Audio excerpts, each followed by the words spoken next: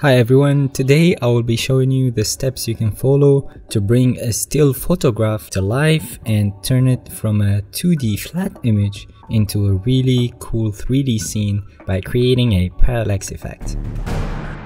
So first thing we need to do is slice the image into different layers, and to do that we're gonna be using Adobe Photoshop. And if you already know how to do this, just feel free to skip ahead to the animation part. Also keep in mind that all project files are available on my Patreon for those of you who wish to skip certain steps or simply want to have a clearer idea on how this was put together.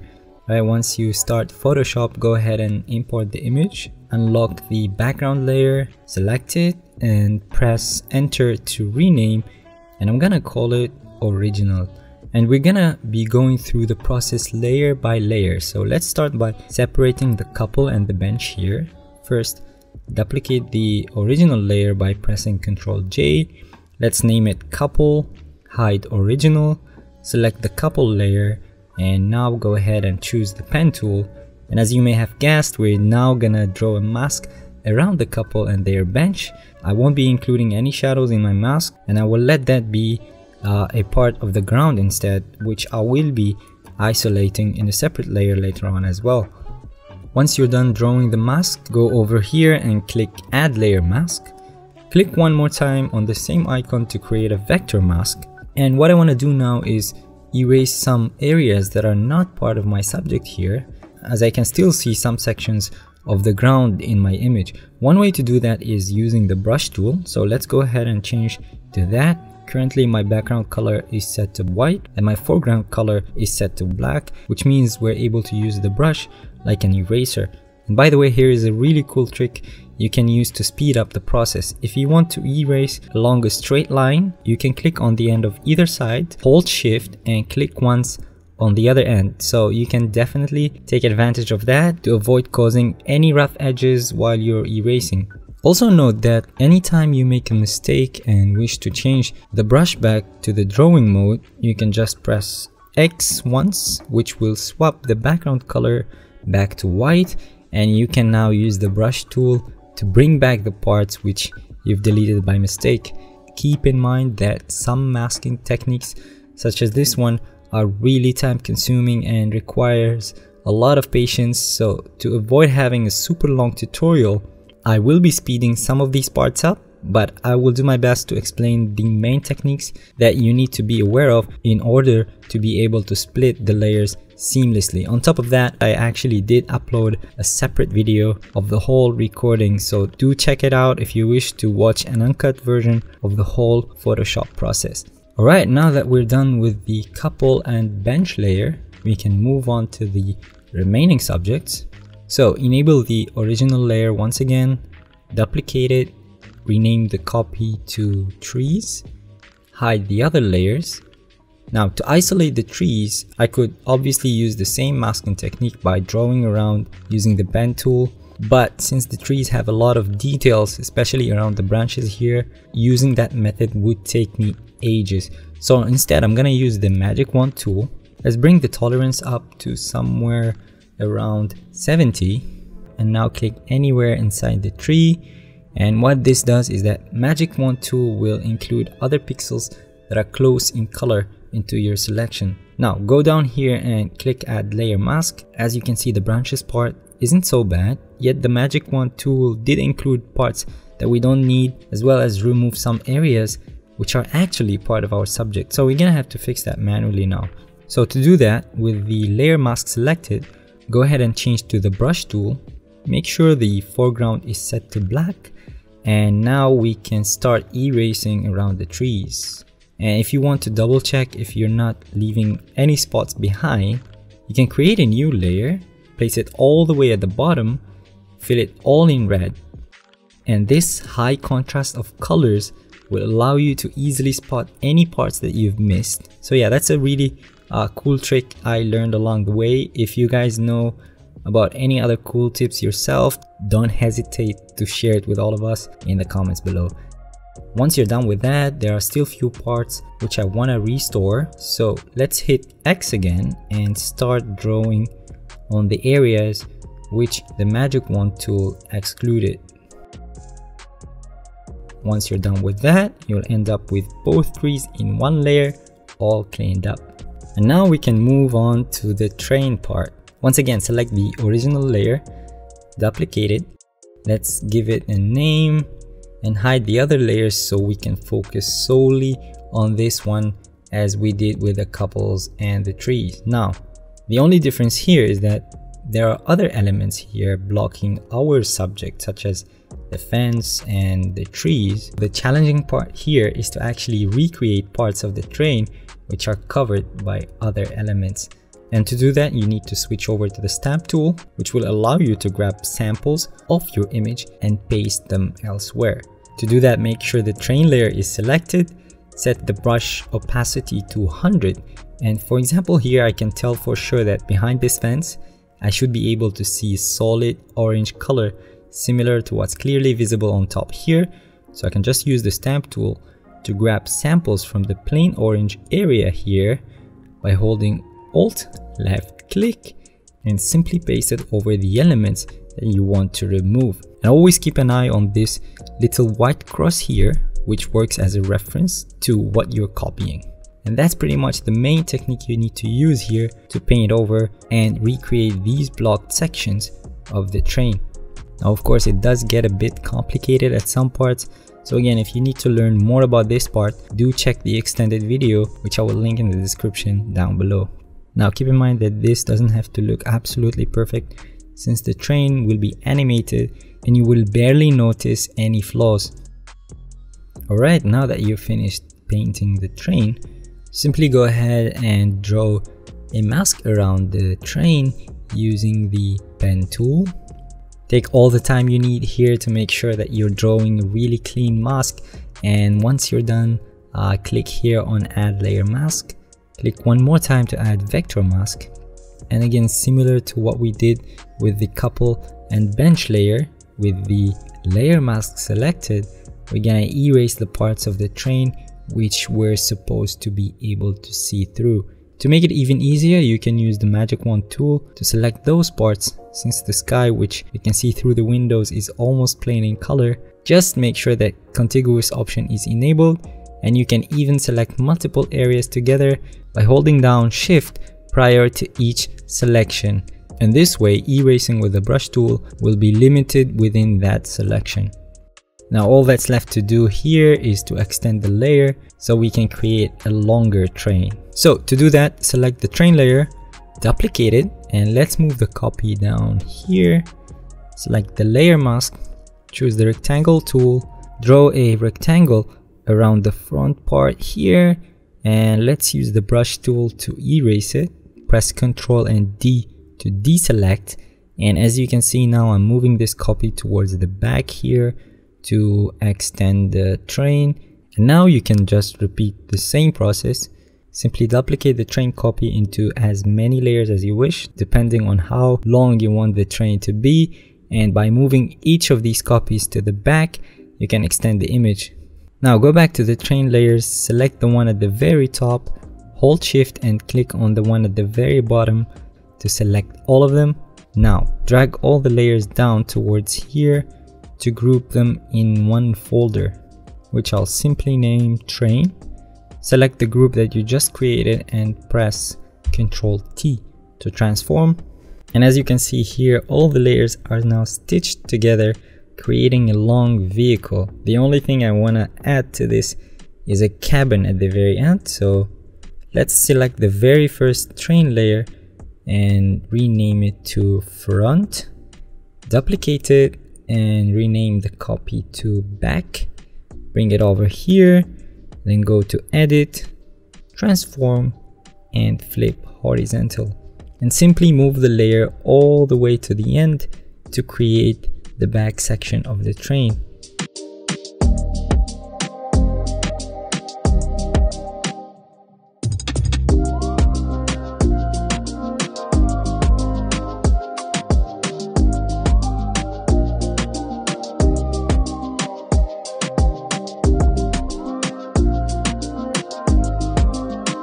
Moving on, let's now focus on getting the fence separated into its own layer. Select the original layer, duplicate it, and name the copy fence. hide the other layers, and similar to what we did with the train, you can go ahead and use the stamp tool to recreate the covered parts of the fence. And by the way, you can also try and use the content aware fill feature, which is really powerful and meant to remove elements of your scene very easily. However, it didn't work pretty well for me here since the image is kind of complex, hence why I'm doing it manually instead. But you can always try that first, because when it works, it really saves you a lot of time.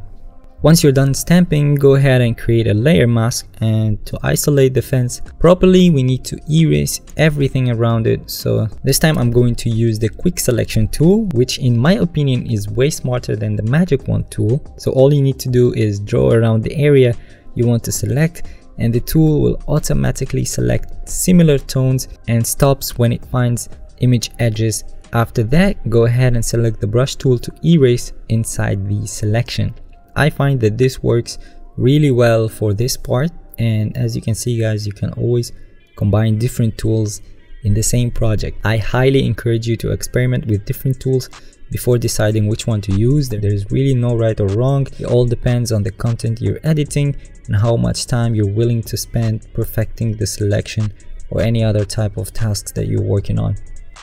Now, as I mentioned earlier, this layer is meant to have the fence only. So let's go ahead and remove the ground.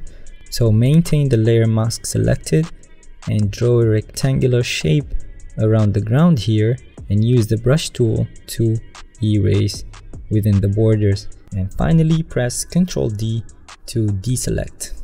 Now let's go ahead and hide all layers, switch the original layer back on and rename it to ground.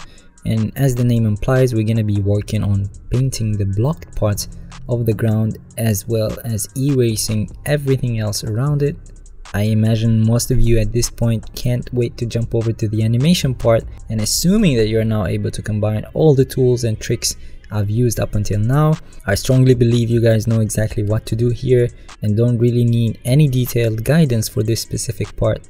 So to avoid dragging this video any longer, once you're done cleaning up the ground, don't forget to erase everything else that remains around it. Now, the only thing left in this photoshopping part is the city background. And since most of the current background is hidden by the train, I've decided to grab another skyline image here that I want to use. So let's import that over and place it at the very bottom below all layers. Now let's move it down a bit and position it properly. You can also use the stamp tool here to extend the top part so you can fill the frame. Now of course the colors of this image don't really match the rest of the scene, so let's do some adjustments. First, create a hue and saturation layer, right click on it and create a clipping mask to make sure it only affects the layer that's directly below it. Now let's bring the master saturation down a little bit. I want to desaturate the sky itself, so let's change over to blue here and desaturate it as well. Now let's add an exposure layer, create a clipping mask, bring the exposure a bit higher and bring the gamma down. Now let's add levels, create a clipping mask and simply bring the mids down a bit. And just like that, the city fits way better into the overall tones and colors of my scene. Alright, now that we're done with the Photoshop part, let's jump over to After Effects and start animating. First thing you need to do is import the PSD file you just created. When this window pops up, change the import kind to retain layer size and enable merge layer styles into footage and click OK. As you can see, After Effects created a new composition from the PSD file which we just imported, inside which you can find the exact same layers that we just isolated. First, let's switch all of these layers to 3D. You can do that by clicking here and dragging down along all the layers. And since we're talking about 3D layers now, we certainly need to create a camera. So go over here to Layer, New, Camera, set the focal length to 50 and film size to 35 and click OK. Now to understand how all layers are put together in 3D space, let's add another view here. For now, the one on the right will display whatever our camera is looking at, and this one on the left is currently showing us a top view of our scene. And as you can see here, there's our camera, and right in front of that, this straight line over here represents all the layers which are currently placed on the same coordinates. To change that and eventually achieve the parallax effect, we're gonna work on moving those layers and place them on different z coordinates to create an illusion of depth. Let's start with the city skyline first. So go ahead and select the city layer, and what you need to do is simply push it further from the camera by increasing its position value on the z-axis. You can either do that by pressing P and changing the third value here, or by simply holding the z-axis inside of the selected layer here and drag it further away from the camera. And as I'm doing that, you can see in our camera view that the city is being pushed further and further. Now I went through this step before, and I know that it's good enough to push it this far away. Now the only issue here that pushing a layer further makes it seem smaller. So to fix that, simply press S to bring the scale property up, and simply bring the value up until the layer fills up the frame completely. Oh, and by the way, you can always use the dolly tool and other camera features available here to test how things look like. Actually, before you do that, let's go over here to the train layer and disable collapse transformations. And now you can see as we move forward, the city skyline seems way far away compared to the foreground. So that's a very good start. All right, moving on, let's switch all layers off except for the city, fence, and ground.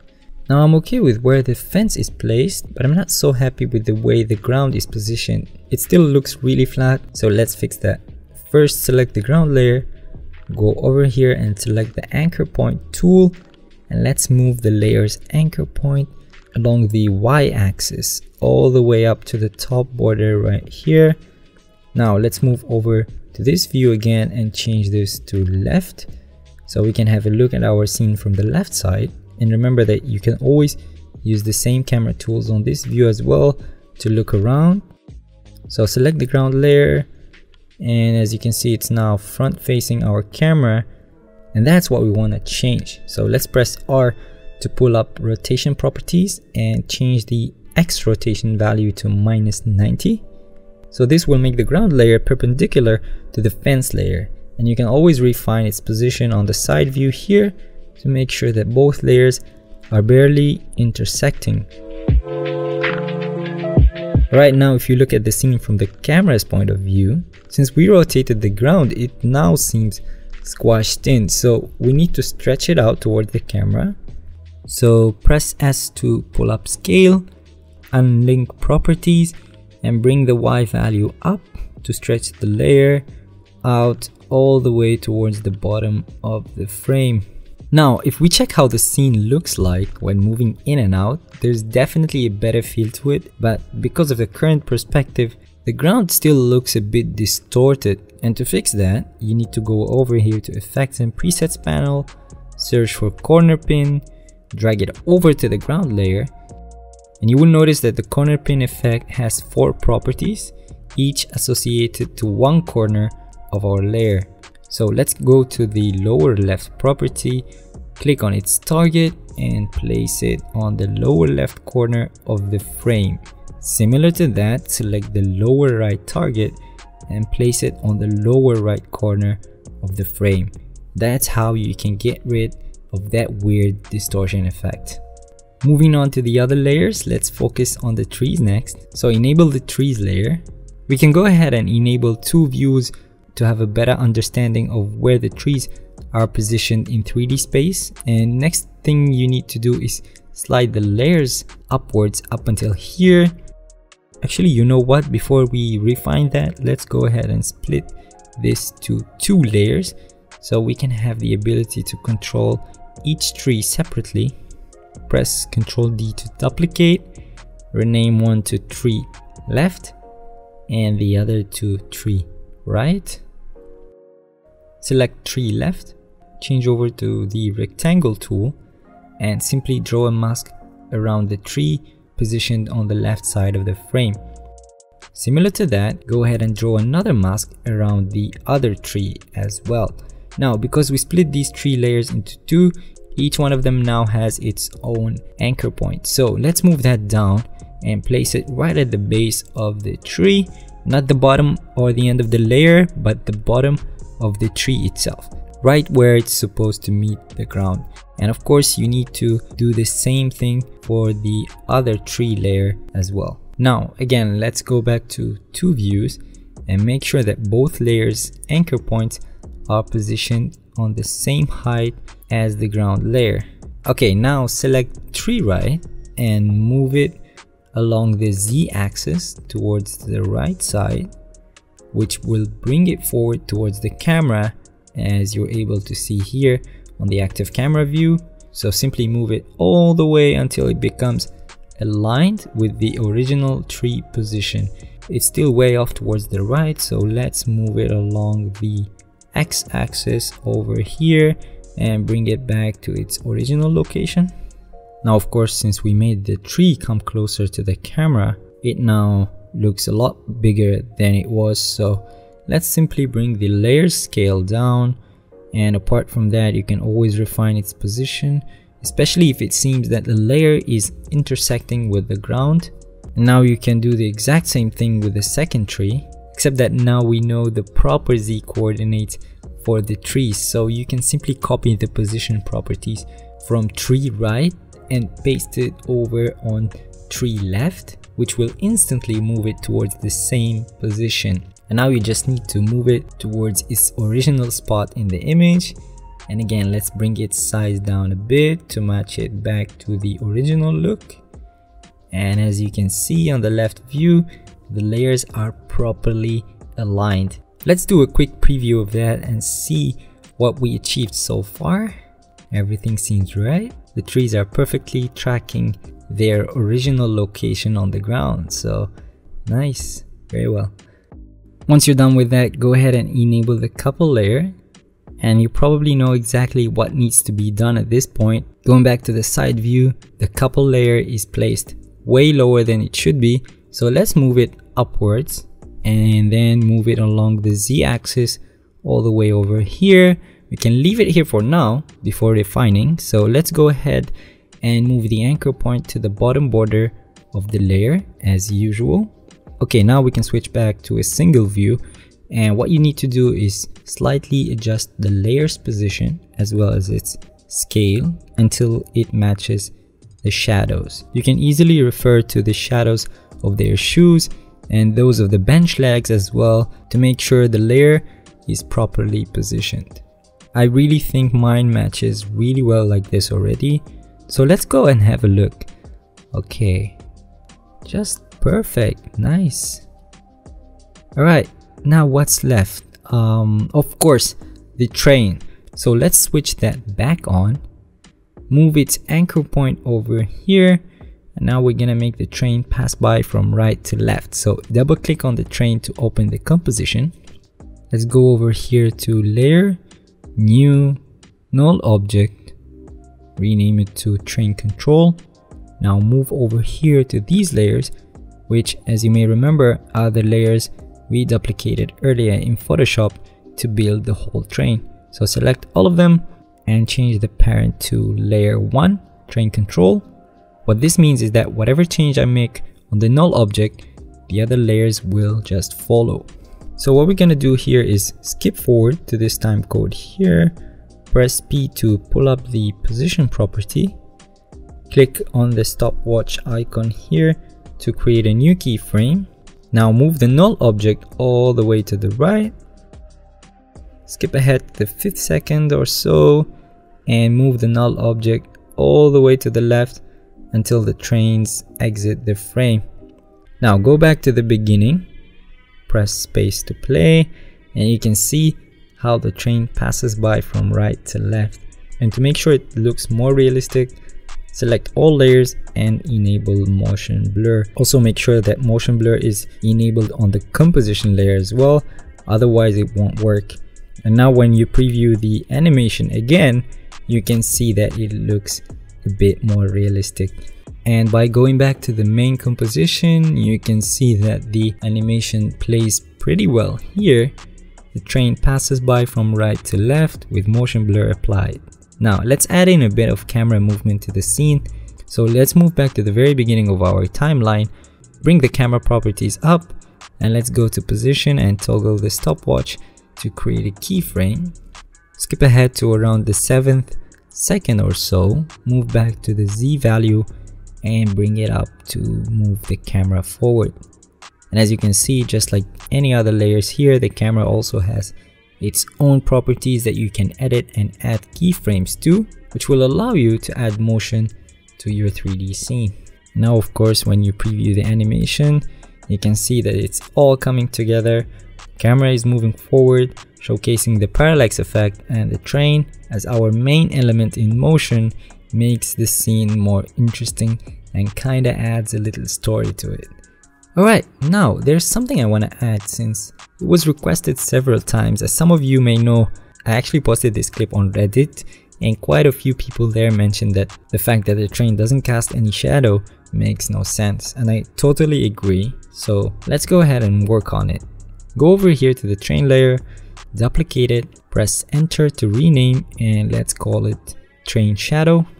Press R, change the X value to 90.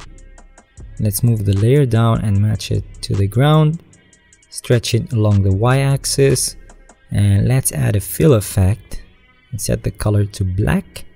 Now go back to the train shadow and change the blending mode to soft light. Finally bring its opacity down somewhere around 40. There you have it, the train is now casting shadows, and you can say that the animation is complete. Although there are a few more things you can add to make it even more interesting. As an example, in my original animation I added sunlight, so let's go ahead and do that. First create a new solid, name it sunlight. Go to effects and search for optical flares.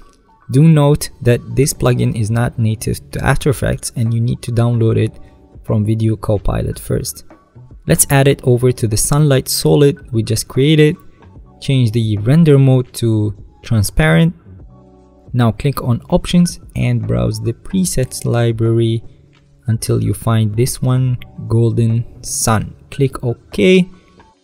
Now change the source type to 3D, and to move the sun to the corner, select the target and place it somewhere around the top left corner here. And that's it. That's one of the ways you can follow to add some cool sunlight effect to your scene. Another thing I'd like to do is add a bit of blur to the city. The fact that it's located at that distance should make it look a bit softer than everything else. So select city and let's add a Gaussian blur effect. You can increase it slightly. I would avoid going any higher than 10, so just keep it really minimal. And yeah, so that's actually one of the many things you can add to make the animation even cooler. Things like wind blowing on the trees, birds flying by. Such details would definitely be a great addition, but I won't be going through that as I think the tutorial is long enough as it is. I really wanted to focus more on the essential techniques that you need to know to be able to achieve the parallax effect. So that being said, I hope you guys enjoyed this video and learned something new and useful. If you did, then don't forget to give this video a like. If you have any questions, please don't hesitate to drop them in the comments below. I will read all of them and I will do my best to provide all the answers you guys need. Apart from that, don't forget to subscribe, stay safe, and I'll see you guys in the next video. Peace.